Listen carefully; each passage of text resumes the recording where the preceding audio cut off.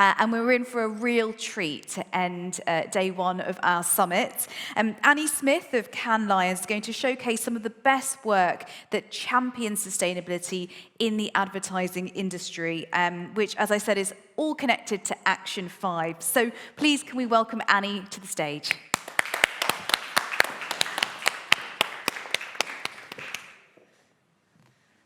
Hello, everyone. Thank you very much for having me to speak.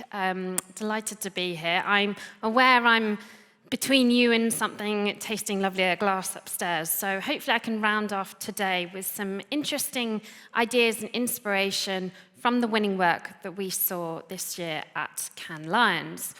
So what I've done is sort of pulled out a few of the key themes that we saw in the work. And one thing that's really positive, the overall sentiment from the body of work that we saw at the festival this year related to sustainability, is we really are seeing solutions, creative solutions for those big business problems that are coming with regards to aspects and challenges around behavioral change. So there's some positive momentum, but hopefully we can build on that.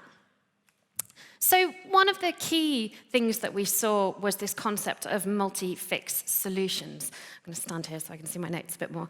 So the concept here being that there was the creative work, that one was looking at ways in which it couldn't just solve for one problem, but there were multiple ways in which it addressed a sustainable issue, sparking behavioral change, putting the brand at the forefront at the same time, and also reducing things like carbon impact and recycling and upscaling and upselling. Oh, no, there we go. So under that, there were two themes. So purposeful packaging, this concept of sort of subverting conventional thinking around packaging and enabling more interesting ways to think about how we get rid of that packaging, how it can be used to spark behavioral change, and also, again, put the brand in the forefront and connect it with sort of the sustainability agenda. And then also this point about the future is circular. So really understanding how brands can come up with more circular solutions to enable sort of, as I say, recycling, thinking about the life cycle of the product and really enabling and thinking about harnessing creativity to enable circular solutions for all. So before I dig into these, though, I wanted to put together and have a look at some of the data just to understand the progression of creative work and high-caliber creative work with this. So the graph on screen here shows you the percentage of creative work with sustainability as an angle or a focus area that was shortlisted or won at the Cannes Lions Awards over the last few years.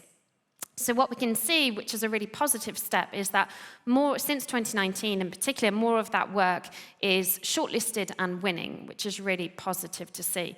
Now, I know we see a little bit of a dip from this year, a few percentage points, but as you'll see in a second, that is still well above festival averages. So the lesson to take from all of this is that we really are seeing higher quality creativity harnessed for sustainable solutions. So we need to build on that momentum.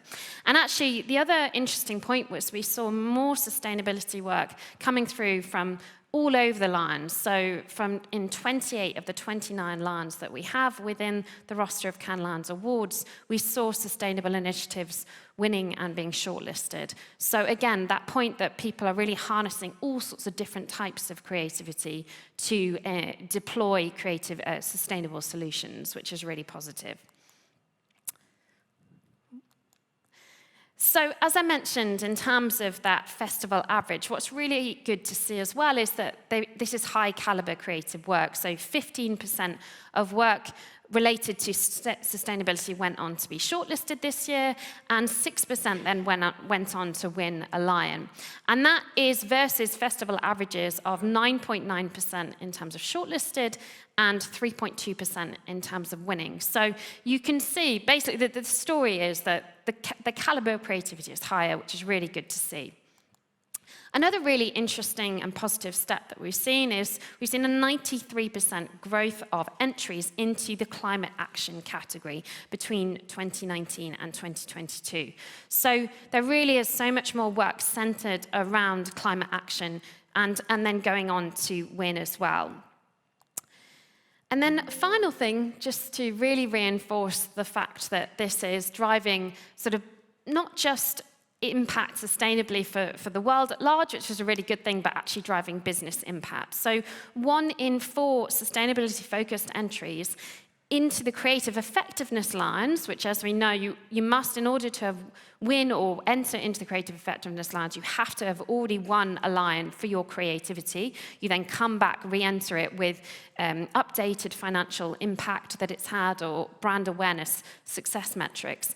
And 1 in 4 sustainability-focused entries into the creative effectiveness lines went on to receive an award. So it really does just go to show that there is a business impact that sustainability-led work can demonstrate as well. It's not, obviously we want to do it for the wider world, but it's good to see it's having impact. And as we know, once we can see financial impact, it does engender people. And as soon as the commercials come in and we can see positives there as well, it sort of steps up that action in that area. So the takeaway really is that there is a business case as well for producing creative work with sustainability as a main focus. We've got to keep the momentum up, and we can also see as well that creativity really does have the power to cut through and enable better solutions. But nicely put by Kimberly Wells, who was the jury president for the Sustainable Development Goals lands this year, we have to be impatient about impact. And this was the lens that this jury particularly took into the Sustainable Development Goals lines.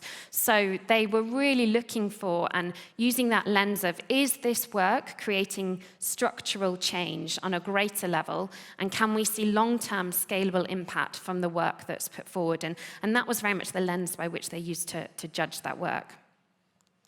So enough of the data, onto some of the themes. So this point about multi-fixed solutions, as I've mentioned, really thinking about ways in which creative approaches can tackle multiple issues at once. And that was really a common theme to the winning work in particular. So jumping into purposeful packaging.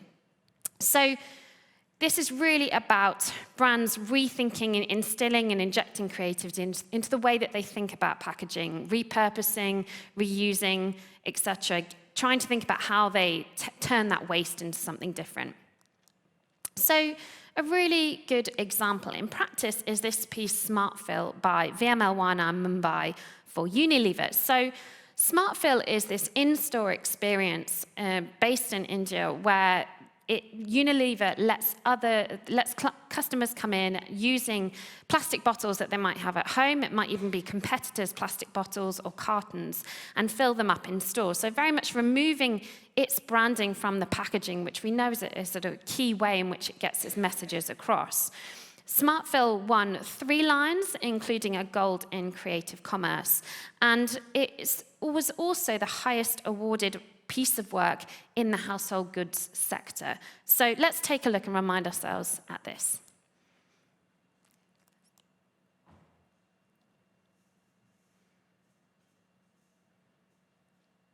Oh, there should be sound.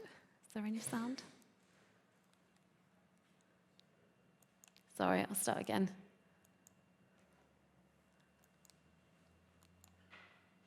No.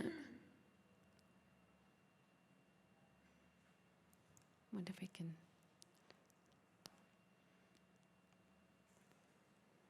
I wonder if the tech team can help out with some sound. Sorry, pause there. Okay, no worries.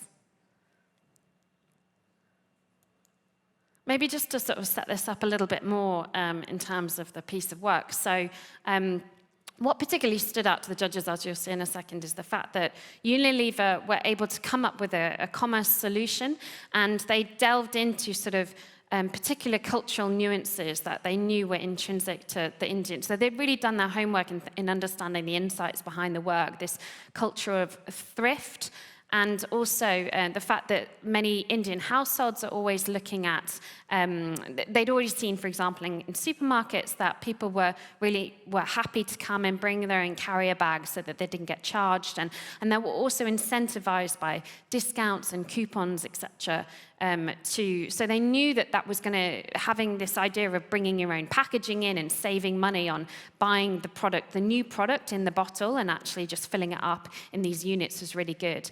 The other thing that they found really interesting, the jurors, was that you didn't have to fill your bottle up entirely. So, you took as much as you needed, which allowed people that weren't able to necessarily afford new products all the time to buy as much as they needed for their household. So again, thinking about sustainability in terms of not overconsumption.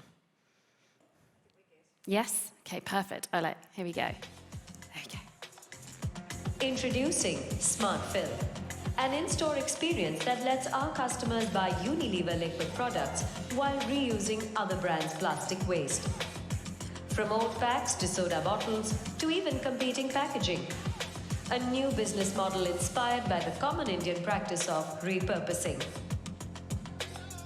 Product dispensing stations were placed across main retail stores in India. Customers just had to select a product, enter the desired amount, Smart Fill, and add a barcode to pay for the exact amount of product taken. Every product at a discounted price, allowing people to save not only on packaging costs, but by purchasing smaller amounts, leading to an increase of product trial. In a country with one of the world's largest populations, the global impact was noted and appreciated. You could say we're getting drastic with plastic. A new sustainable commerce model that gradually cuts the production of liquid product packaging, giving a smarter and better solution for our shoppers and our planet.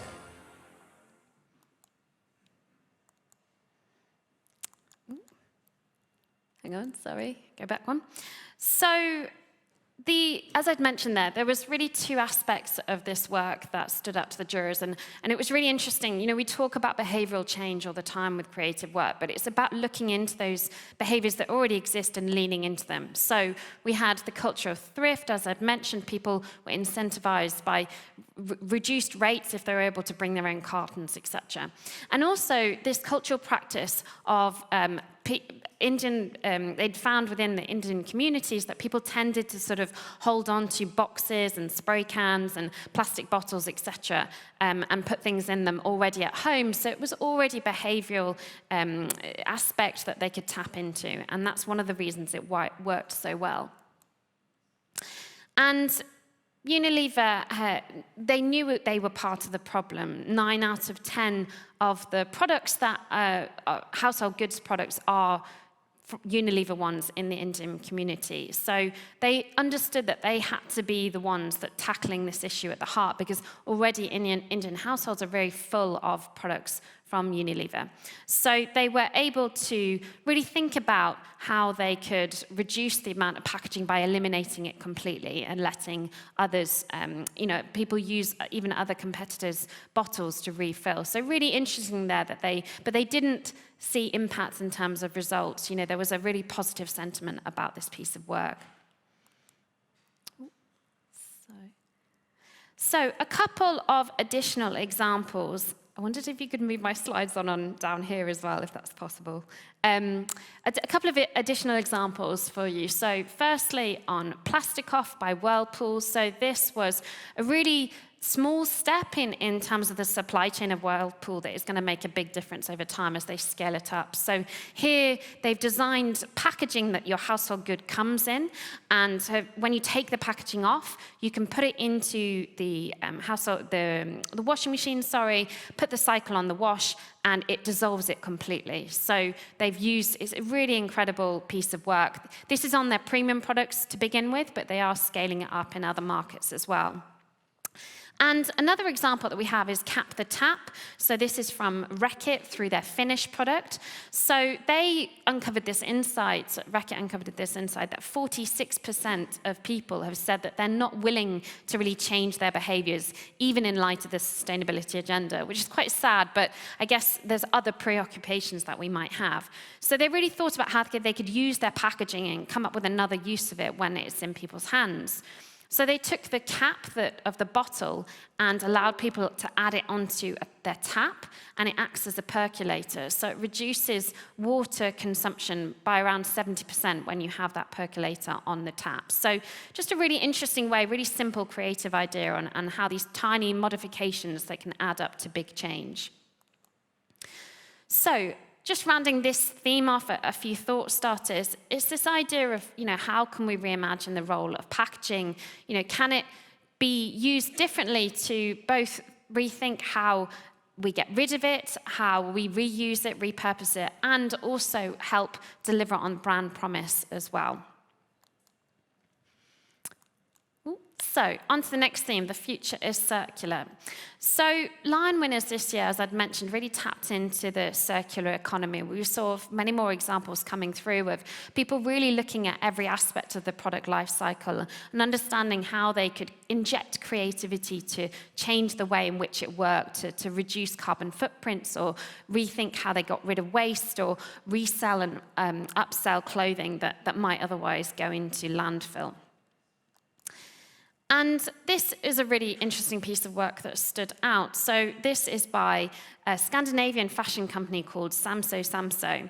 And they were really aware of the fact that although they are trying to do everything on the front end to try and reduce, have renewable energy sources creating the clothing that they produce, and also thinking about where that comes from, their carbon footprint, etc. They were really, they still understood that actually out in the market, often these items of clothing may only get worn once or twice.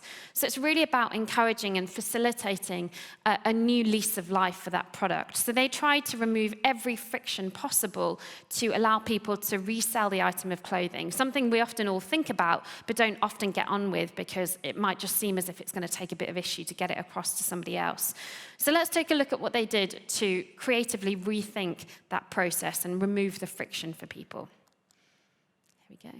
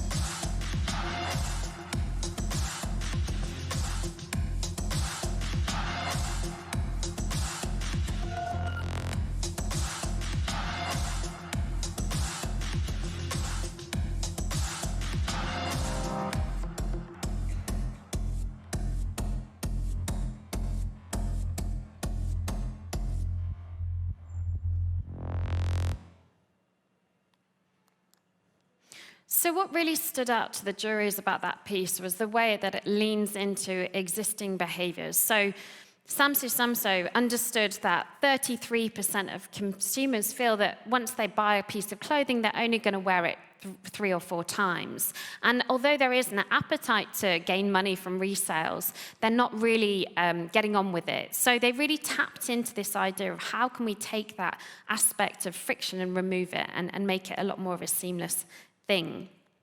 And that piece won several lines. We've got a few other examples here. So Pinatex by Dole Sunshine, Ananas Anam, and LNC New York. This is a really interesting piece of work. So Pinatex wanted to, Dole Sunshine, obviously creators of pineapple products, they realized that there was an opportunity to look at how they discarded with the pineapple leaves. So they worked with technology that Ananas Anam has created to turn it into a vegan leather alternative.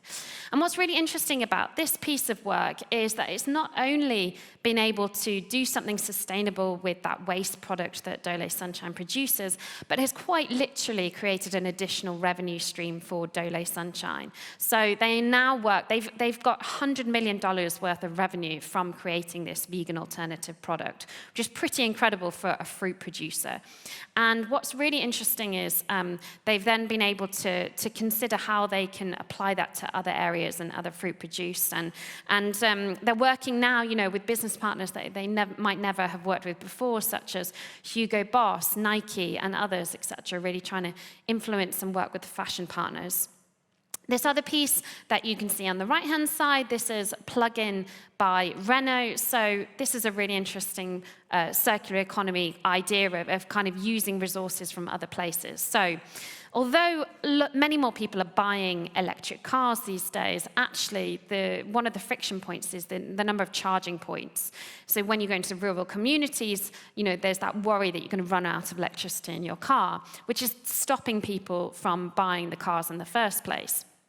So Renault created an app which allowed people those that have these electric stations in their houses, to offer up their location and sort of get money from people, charging people to charge their vehicles. So that there was this network of unofficial charging units around rural France for people to tap into. So I'll play this piece of work, really interesting concept. No Plug-in, a platform to connect electric car drivers with private charging stations owners. Think about it as an Airbnb for plugs. First, a geo-targeted campaign identified remote villages far from touristic routes. Then, we shared personalized messages from Happy's inhabitants. Les amis, rendez votre village électrique en téléchargeant l'application Plug-in. To invite residents to join the Plug-in network by sharing their private charging stations with electric car travelers, to make some money and meet some new friends. Because the more villages download Plug-in, the more recharge tourists will stop by.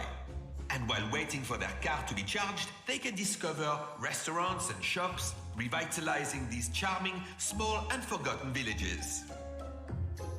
Proving that electric cars can go everywhere while encouraging sustainable tourism.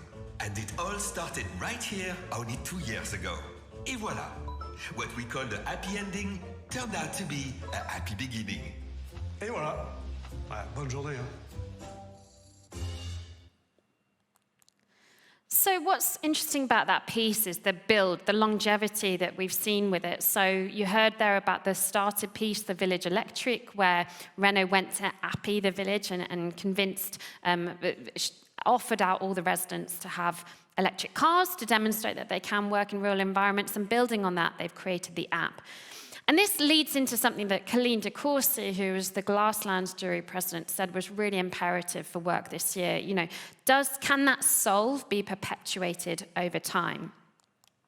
So I just want to zoom out a second in that regard and think about IKEA, because we see business goals for sustainability and creative goals align. And this is where we see the best creative work happening and the most creative, effective work happening. Anne Croft, who is the CMO of IKEA Denmark, was on stage this year at Cannes, just talking about how committed to transforming the business into a circular one IKEA is. And they are aiming to reach this mission by 2030. So taking a second to look at what that mission looks like, so there's 3 key areas for IKEA. Firstly, designing circular products. This aims to make sure that all products can be reused, recycled, remanufactured, etc. And so there's longevity. This idea of testing circular services, so understanding, how they can prolong the lifeline of products, making sure that there's resale opportunities in particular. And then the final one being using renewable and recyclable recycled materials. So really thinking about that, this is one of the biggest aspects of IKEA's carbon footprint. So they're really trying to understand how they can lean upon renewable resources for that. So I'm outlining those goals because it's really interesting to see that actually some of the challenges are getting customers to change behavior.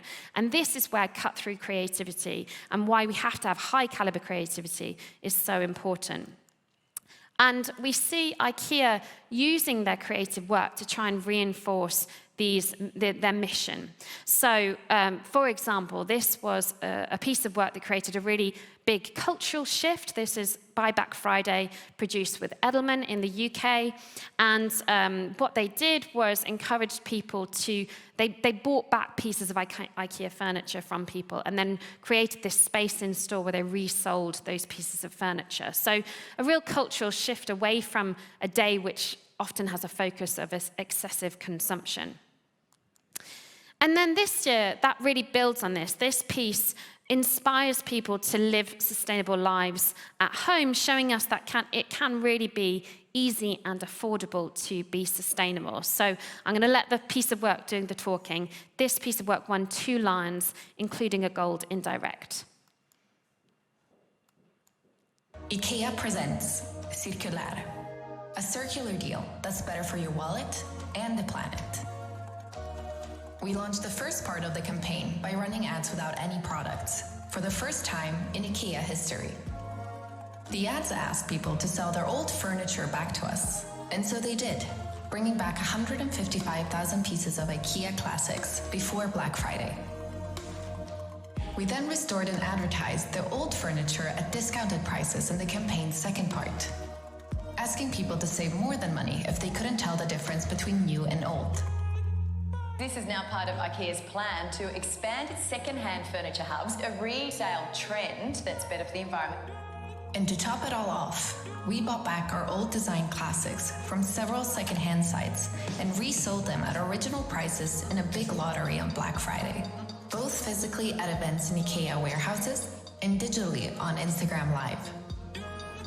What started on consumerism's darkest day is now a sustainable service in 28 countries, 365 days a year. So next time you need something new, buy something used and save more than money.